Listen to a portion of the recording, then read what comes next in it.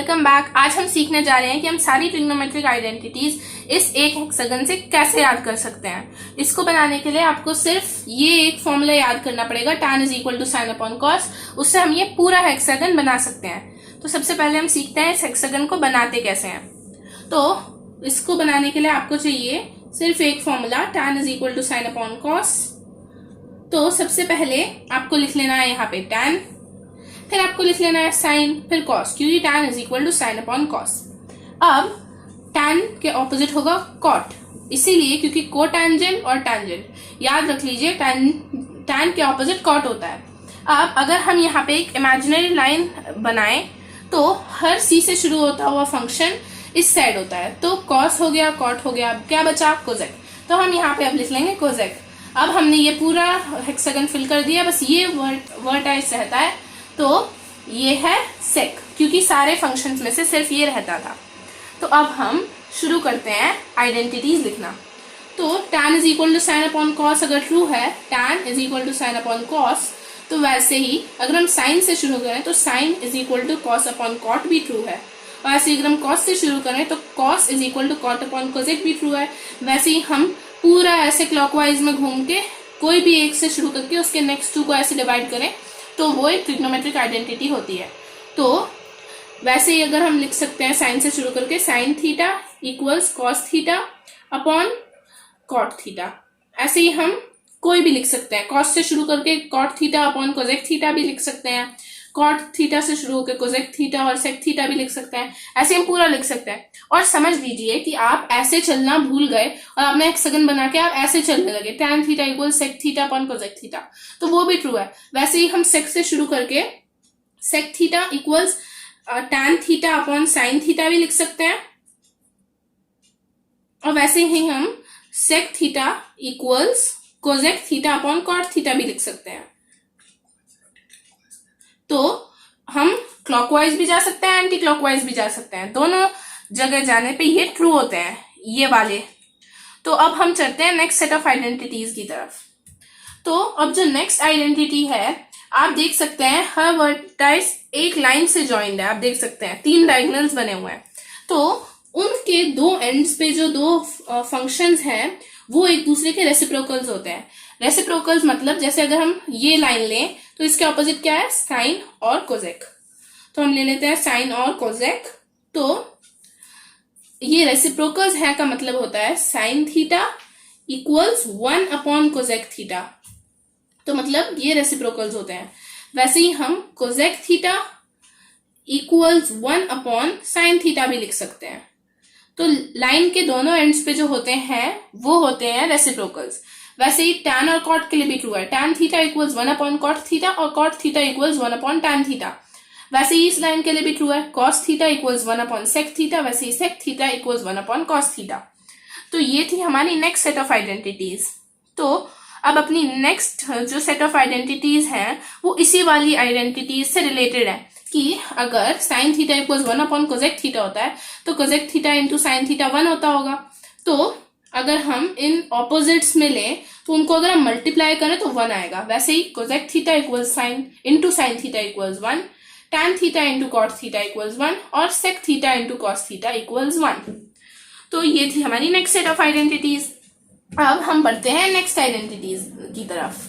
तो अगर हम देखें, इसमें हम देख सकते हैं 6 ट्रायंगल्स हैं, एक ये है, एक ये है, एक ये है, एक ये है, एक ये है और एक ये है। अब जितने भी अपसाइड डाउन है, ये ट्रायंगल अपसाइड डाउन है, ये ट्रायंगल अपसाइड डाउन है और ये ट्रायंगल अपसाइड डाउन है, इनको अगर हम लें तो हम इनके अंदर एरो बनाएं, इस साइड से शुरू होते हुए, लेफ्ट से शुरू होते हुए अगर हम एरो बनाएं ऐसे तीनों में बना लेंगे तो इनको स्क्वायर करें, sine theta sine square theta plus cos square theta equals 1 square which is 1। 1 square तो 1 ही होता है। तो ये एक और आइडेंटिटी बन गई। इससे शुरू होते हुए साइन स्क्वायर थीटा प्लस यहाँ पे कॉस है तो प्लस कॉस स्क्वायर थीटा, उसके बाद जहां वो एरो पॉइंट कर रहा है वो हो जाएगा इक्वल्स टू, और बस यहाँ पे 1 है तो इक्वल्स 1। वैसे यहाँ पे ले तो 1 स्क्वायर विच इज 1, तो 1 प्लस यहाँ पे क्या है कॉट स्क्वायर थीटा। पहले ही हमें इसे स्क्वायर करना है, हमने स्क्वायर लिख नहीं रखा, आपको याद करना है इस आइडेंटिटी के लिए आपको स्क्वायर करना है। इक्वल्स कहाँ पॉइंट कर रहा है, कोसेक की तरफ। कोसेक स्क्वायर थीटा, ये भी आइडेंटिटी बन गई। वैसे हम इसके लिए भी ले सकते हैं tan स्क्वायर थीटा प्लस 1, क्योंकि 1 स्क्वायर इक्वल्स 1 होता है तो 1 ही लिखेंगे, इक्वल्स सेक स्क्वायर थीटा, क्योंकि वो सेक स्क्वायर थीटा की तरफ पॉइंट कर रहा है। तो ये हो गए नेक्स्ट आइडेंटिटीज। तो पहले हम एक बार और सुपर हेक्स बनाना सीख लेते हैं, फिर हम वापस एंटी क्लॉकवाइज उन एरोज को बना के कैसे आइडेंटिटीज बनाते हैं वो सीखेंगे। तो सबसे पहले हमें एक हेक्सागन बनाना होता है और 3 डायगोनल्स बनाने होते हैं। उसके बाद हमें सेंटर में लिखना होता है 1, ओके। फिर हमें लिखना होता है कि tan is equal to sine upon cos, तो ये tan साइन कॉस फिल हो गया। अब cotangent is opposite to tangent, तो यहां आ जाएगा कॉट। अब अगर हम यहाँ एक इमेजिनरी लाइन रखें तो सारे सी से शुरू होते हुए फंक्शंस इस साइड पे होते हैं, तो यहाँ सी से शुरू होता है क्या बचा, कोसेक, तो यहाँ पे कोसेक आ जाएगा। अब सब फंक्शंस में से जो बचा है वो यहाँ आ जाएगा और क्या बचा है, सेक। तो अब हम सारे एरोज एक बार एंटी क्लॉकवाइज बना के इस फंक्शन को करके देखते हैं। सारी आइडेंटिटीज हम बनाते हैं।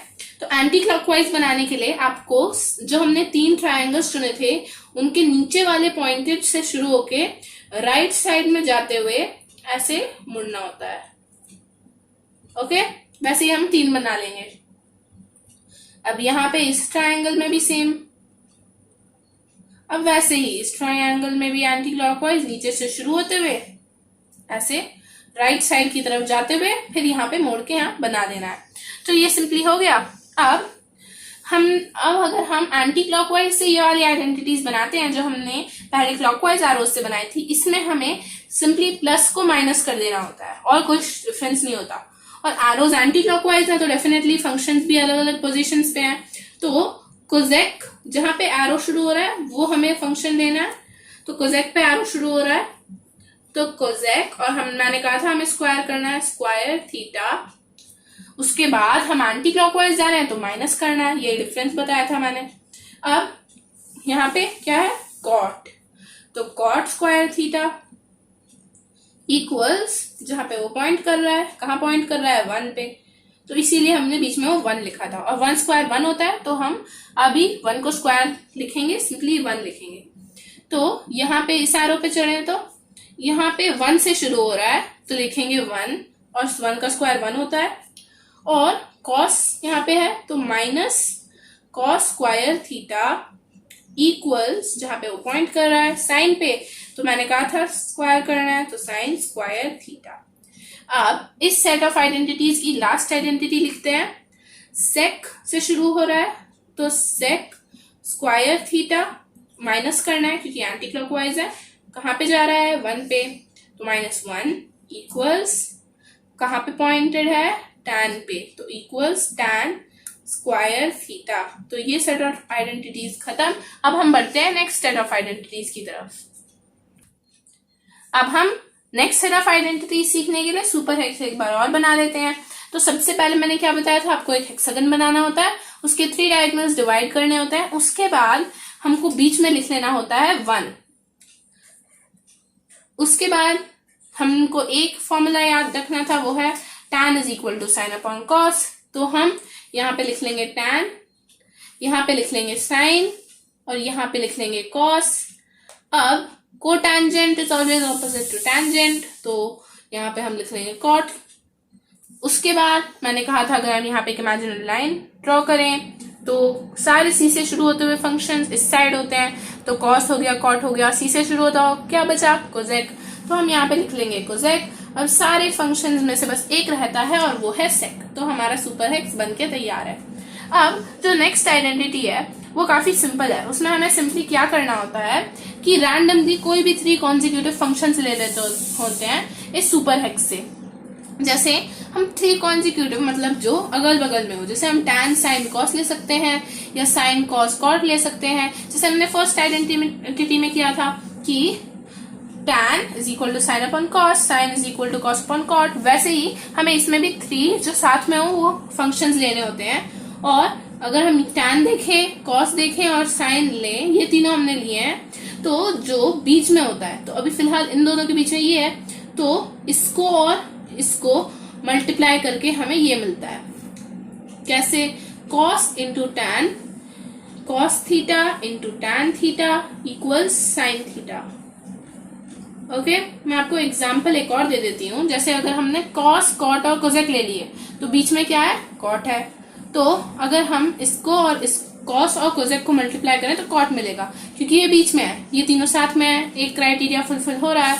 और बीच वाला है उसको हम मल्टीप्लाई करके इज इक्वल टू लिख रहे हैं, कोई प्रॉब्लम नहीं है।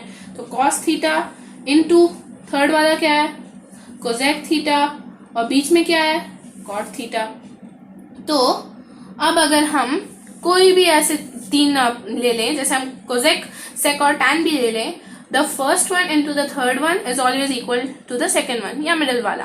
तो जैसे ये वाला ले लें तो cosec theta into tan theta equals sec theta. ये हमारे next set of identities complete हो चुकी है। अब हम बढ़ते हैं अपने लास्ट सेट ऑफ आइडेंटिटीज की तरफ। तो अब हम अपनी लास्ट सेट ऑफ आइडेंटिटीज की तरफ आ चुके हैं। उसके लिए हमने सुपर हेक्स के लिए हेक्सागन पहले से बना लिया है। अब हम एक बार और सुपर हेक्स को मार्क कर देते हैं। सबसे पहले हमें सेंटर में 1 लिख लेना है, और tan is equal to sine upon cos है, तो यहाँ पे आ जाएगा tan, यहाँ पे आ जाएगा साइन, और यहाँ पे आ जाएगा कॉस, और cotangent is opposite to tangent. उसके बाद अगर हम यहाँ पे एक इमेजिनरी लाइन रखें तो सारे सी से शुरू होते हुए फंक्शन इस साइड होते हैं। तो इस वर्टाइस पे क्या आएगा? इस पे आएगा सी से शुरू होता हुआ लास्ट फंक्शन, जो कि है कोजेक। तो अब हमने सारे फंक्शन लिख लिए हैं, जो बचता है वो इस वर्टाइस पे आएगा, और वो है सेक।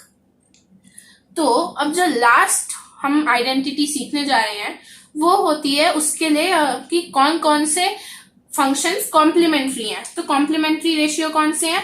उसके लिए हमें जो 3 हॉरिजॉन्टल लाइंस हैं इस हेक्सागन की, आप देख सकते हैं सिर्फ 3 हॉरिजॉन्टल लाइंस हैं इस हेक्सागन में, उन तीनों को हमें एरोज की तरह बनाना है ऐसे, और यहां पे भी सेम।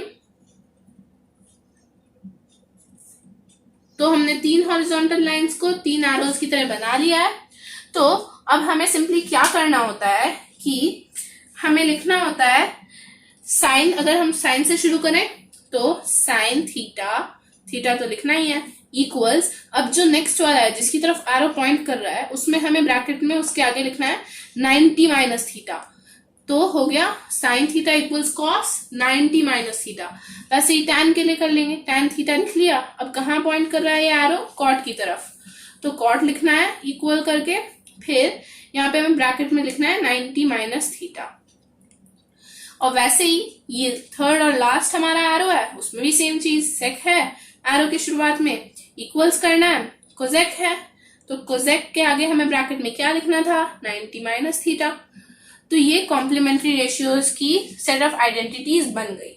और अब हम अगर इन एरोज को इस साइड से शुरू करके बनाएं, ऐसे तीनों एरोज को हम ऐसे बनाएं, तो भी ये ट्रू है। सेम चीज है, बस जहां हमने साइन लिखा था वो कॉस से रिप्लेस हो जाएगा, जब कॉस लिखा था वो साइन से रिप्लेस हो जाएगा। हम एक बार इसे लिख के भी बता देते हैं। साइन है तो इस बार हमने यहां से शुरू किया एरो, तो इस बार कॉस है तो कॉस थीटा।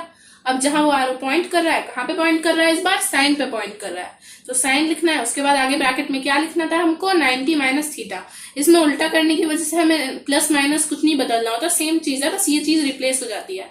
वैसे इस एरो में भी सेम ये चीज रिप्लेस हो जाएगी। कॉट से शुरू करना है, कॉट थीटा लिख देंगे, इक्वल्स कहां पॉइंट कर रहा है? टैन की तरफ, तो टैन, और आगे 90 माइनस थीटा लिख लेंगे। सेम चीज है, बिल्कुल इजी है वाला बहुत। कोजेक है, वैसे ही कोजेक थीटा इक्वल्स कहां पॉइंट कर रहा है? सेक की तरफ, सेक 90 माइनस थीटा। तो इस वीडियो में हमने लगभग सारी ट्रिग्नोमेट्रिक आइडेंटिटीज कवर कर ली हैं। अगर आपको कोई इस वीडियो का पार्ट समझ ना आया हो, या आपको सुपर हेक्स कैसे बनाते हैं वो ना समझ आया हो, तो आप वीडियो में पीछे जाके वापस से सीख सकते हैं। अगर आपको फिर भी ना समझ आए तो आप हमें कमेंट सेक्शन में पूछ सकते हैं, और हम अपना जीमेल एड्रेस भी डिस्क्रिप्शन बॉक्स में प्लेस कर देंगे। अगर आपको कुछ पूछना हो तो आप उस एड्रेस पे हमसे पूछ सकते हैं। इस वीडियो को शेयर करिएगा, लाइक करिएगा, और इस वीडियो पे कमेंट जरूर करिएगा। हमारे चैनल को सब्सक्राइब करिएगा और बेल आइकन भी दबा दीजिएगा, ताकि हम जब भी न्यू वीडियो पोस्ट करें आपको पता लग जाए। Thanks for watching, bye.